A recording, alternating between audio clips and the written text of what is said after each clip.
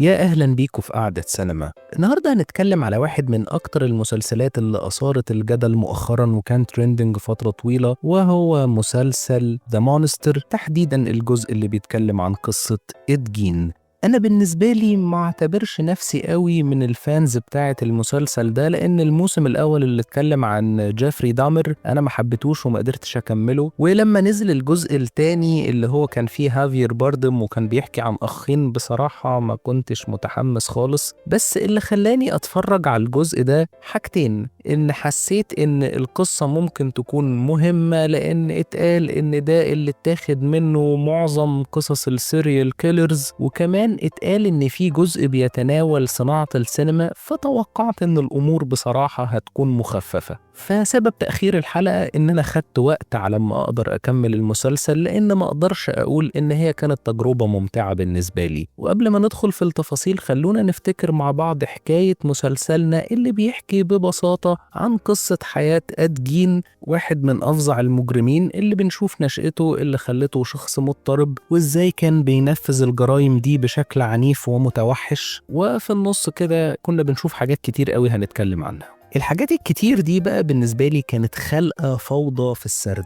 الواضح بالنسبة لي إن فريق المسلسل زي ما يكونوا اتورطوا إن هم عندهم 8 حلقات. الواضح إن مفيش حاجة محددة بتبين لنا إد جين كان بيعمل إيه بالظبط. الراجل كان عايش في حياة منعزلة تماما، تقريبا علاقته مقطوعة بالبشر، يعني لما بيستدرك حد علشان يقتله هو ده اللي كان بيخلي فيه علاقة بينه وبين البشر. غير كده هو عايش مع نفسه في خيالاته، وحتى لما اتقبض عليه الواضح ان الراجل تم ايداعه في مصحة عقلية، فما كانش متاح قوي ان احنا نقدر نعرف تاريخيا الراجل ده عمل ايه بالظبط. ولكن هو كان زي ما قلت ملهم للعديد من القصص. ولكن بقى لما جينا نشوف القصة الأصلية، أعتقد إن فريق المسلسل دخل في مرحلة كده من التوقعات والاستنتاجات. فطالما مفيش معلومة ومفيش حاجة قادرين يتوصلوا لها أو ما كانش فيه اعترافات، فكان الاختيار إن احنا علشان نملي ال8 حلقات دول أو المسلسل نقدر نخليه يطلع للنور، لازم نعتمد على خطوط فرعية وتفاصيل مقززة في تنفيذ الجرائم. بصراحة موضوع تنفيذ الجرائم وانتهاك الجثث وتقطيعها وكل الكلام ده كان عملية صعبة ومقززة جدا، وده ممكن يخلي ناس كتير ما تقدرش تكمل المسلسل. أنا شخصيا مش بميل للحاجات المقرفة في الرعب، يعني أنا ما عنديش مشكلة في الرعب النفسي وما عنديش مشكلة في الرعب المعتمد على الإثارة أو أي حاجة، بس فكرة بقى التقطيع والأحشاء والحاجات دي أنا بالنسبة لي بشوفها مقززة، وبالذات لما يبقى في تمادي فيها. المسلسل كان بيتمادى جدا فيها في سبيل تحقيق الرعب، والموضوع ما كانش مرعب بقى مقزز ومقرف، لانك خلاص كمشاهد مع الوقت بتقدر تعرف هو هيعمل ايه. على فكرة إد جين شخصية بالنسبة لي فاقدة الأهلية ومتوحش، بس ما كنتش حاسس ان عنده دوافع مختلفة في معظم الأوقات، ولا كان عنده طرق جديدة ولا مختلفة في تنفيذ جرائمه. الموضوع كان بيجي كده عشوائي، يعني بيقرر يقتل حد فجأة، فمرة يلوشه بمنشار، مرة يلوشه ببندقية متعلقة على حيطة. ما كانش هو المجرم المخطط اللي حطك في حالة إثارة عايز تعرف هو هيعمل ايه. انت عارف النهاية بتاعت كل الشخصيات اللي جت في طريقه دي. فعلشان كده القصة في حد ذاتها بعد الحلقة التانية فيما يخص إد جين ما كانتش ممتعة قوي. الحلقتين الأولانيتين واحنا كمان بنشوف أمه ازاي بتضغط عليه وحولته لشخص معقد، وكل التعقيدات اللي بتحصل في العيلة. وكمان كان في أوقات في الحلقتين دول بالذات السينماتوجرافي والكومبوزيشن بتاع الصورة بيلعبوا أدوار مهمة جدا في إن احنا نعرف حالته النفسية. فالموضوع أول حلقتين بالنسبة لي كان مقبول إلى حد ما، ولكن بعد كده أنا حسيت إن احنا بدأنا نخش في حالة فوضى كبيرة جدا، وتحديدا من ساعة ما بدأنا القصة بتاعت فيلم سايكو.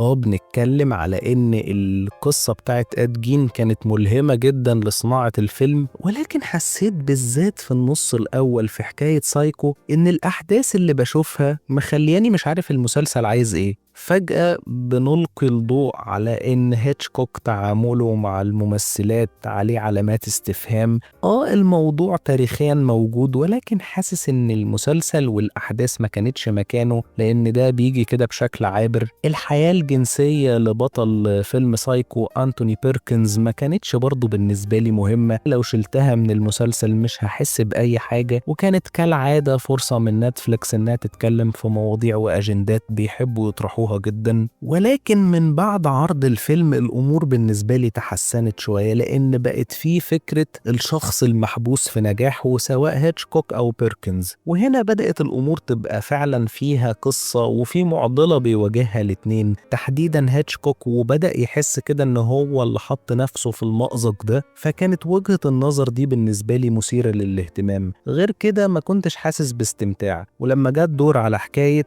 The Texas Chainsaw Massacre كانت بالنسبة لي مقبولة كقصة، ولكن كان التفاصيل بتاعة المشاهد والتطويل فيها برضو كانت مش حلوة، أو إيقاع المشاهد ما كانش ألطف حاجة بالنسبة لي، بس تظل قصة تمام. غير كده إحنا رايحين وجايين كل شوية على إد جين ونربطه بحكايتنا ونروح ونيجي بس بلا هدف. إحنا بنحكي كل شوية إن هو قتل حد، قرر إن هو ينتهك الجثة دي بعد ما نبش قبرها. ما كانش فيه بالنسبة لي حاجة مسلية أو حاجة ممتعة في المشاهدة، أو حتى الرعب كان متحقق بالنسبة لي. لما خلصت مشاكل السينما بدأنا نخش بقى على حاجات مختلفة. دخلنا شوية على قصة حياة أديلاين اللي هي في حد ذاتها في علامات استفهام عن مدى تدخلها في حياة إد جين. هو الواضح إنه كان معجب بيها وكان بيحاول يبقى فيه بينهم قصة حب، ولكن الموضوع برضه شكله ما نجحش. وفي حاجات كان المسلسل بيعملها على أساس إنه هو يفرق بين الواقع والخيال، ولكن بالنسبة لي ما اهتمتش قوي بالرمزيات دي لأن ما كنتش مستمتع، فما كنتش مهتم قوي بالتفسير. يعني الجاكيت الكاروهات اللي فيه أحمر وأسود اللي كان بيلبسه تقريبا بيكون في حالة اضطراب أو تخيل أو حاجة في السكة دي، كان حد قاعد يتكلم عن الرمزية دي يعني. ولكن أنا شخصيا لأول مرة أكون مش مهتم، لأن الموضوع مش ممتع علشان أقعد أعرف رمزياته. يعني مثلا في الحلقة 11 لما اتكلمنا عن شاتر آيلاند كنت مهتم جدا إن أنا أمشي ورا الرمزيات لأن الفيلم بالنسبة لي كان حلو، ولكن هنا بصراحة عدم اهتمامي بالقصة بشكل عام خلاني مش قادر أتتبع الفرضيات والنظريات دي. يمكن الحلقة السابعة بعد بقى قصة أديلاين دي كانت الأمور فيها ألطف شوية، لأن كان في إثارة بجد، لأن دي الحلقة اللي اكتشف فيها واحد من الضباط إن أمه ضحية من ضحايا إد جين. الحقيقة بالنسبة لي الحلقة كانت كويسة جدا، الاتنين ضباط أدائهم كان كويس جدا. أداء الضابط الكبير اللي هو أرت كان بالنسبة لي كويس جدا في نقطة بيتم إغفالها دايما، وهي الوقت اللي كان بيسمع فيه إد جين في التحقيقات.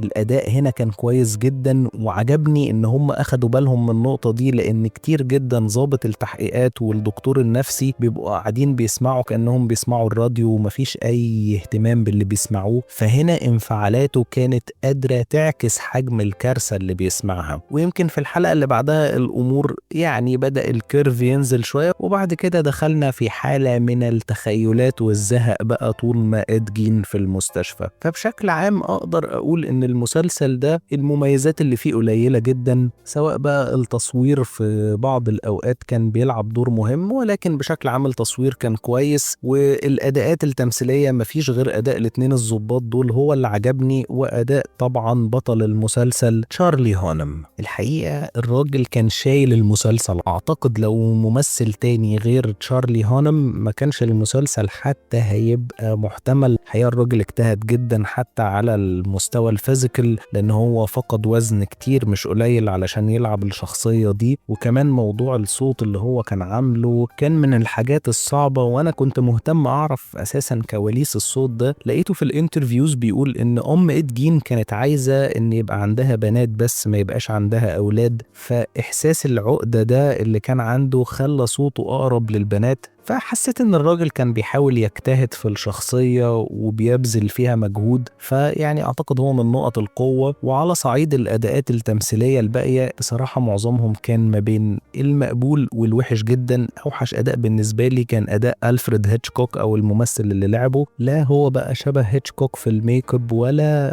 اداء الممثل كان كويس. فبشكل عام ده في رأيي واحد من الاخفاقات في المسلسل. غير كده بقى زي ما قلت ما كانش فيه اداء مميز، كان موضوع الخيالات اللي بنروحها كتير وكان مكثف في الاخر، وقصص النازيين اللي دخلت عن طريق الكوميك بوك اللي كان بيقراه. على فكرة الشخصية النازية اللي في الكوميك بوك كانت حقيقية، وكان في محاكمة تم اتهامها بالحاجات اللي يقال ان هي عملتها، ولكن برضو الحاجات التاريخية في القصة دي مش واضحة قوي برضو لما جيت ادور. بس اللي كان مش حقيقي هو الكوميك بوك نفسه، ده كان حاجة متخيلة جوه المسلسل. فبشكل عام اقدر اقول ان المسلسل بكل تفاصيله انا ما حبيتوش قوي، مش ذوقي، بس ممكن يكون عجب ناس تانية. احب اعرف رأيكم في المسلسل في الكومنتس. ولحد هنا خلص كلامي عن المسلسل، اتمنى تكون الحلقة عجبتكم، ويا ريت اللي مش عامل سبسكرايب يعمل علشان توصل لكم الحلقات الجديدة باستمرار. ونتقابل الحلقة الجاية، مع السلامة.